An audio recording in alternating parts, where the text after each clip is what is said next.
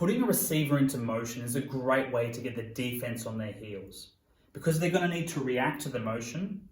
They're going to show us what defensive coverage they're in, and then we can see where the gaps are. So the first one we're going to look at, we're motioning this receiver across, and we want to snap the ball just as they're passing past the center so that we've got the ball in our hands as a quarterback when they're just a few steps further. All right. What we're looking for is what this defender is doing. All right. They're going to do one of two things. Either they're going to come flying across the formation. All right. They're going to follow, which means we've got a lot of space over here. Or they're going to stay still, or maybe they'll just creep in a few steps. All right. So if they come flying across, we are going a quick slant over here, and we want to throw that ball fast, all right? Because all of this space in here is available.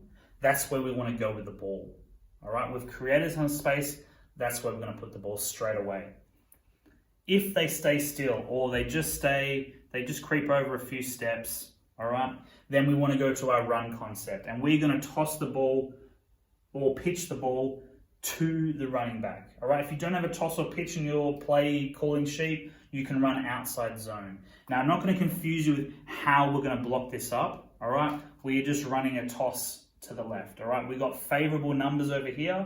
We got more blockers than they have defenders. That's where we're going to go with the ball. So it's important because the offensive line and all these receivers are thinking run.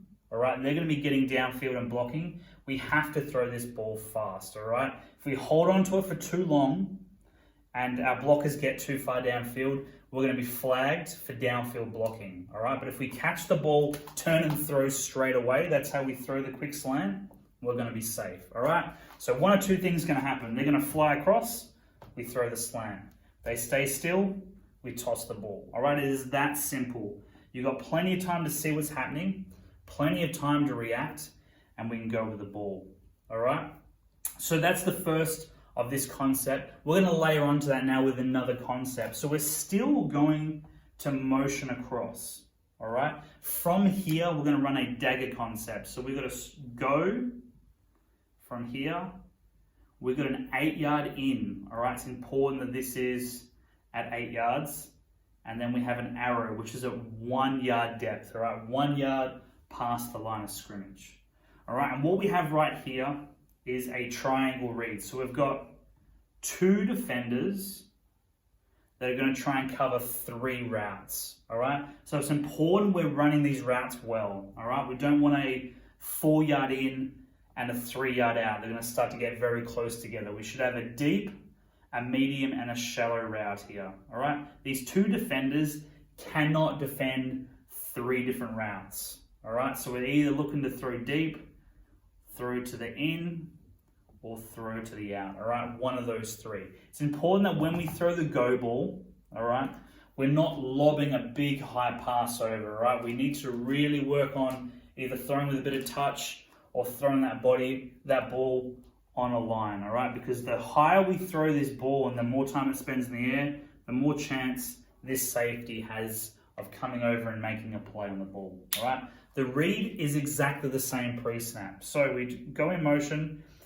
What is this defender doing? If they're screaming across, we're coming to the slant, all right? They're staying still or just coming down, all right? We're coming over to this concept side.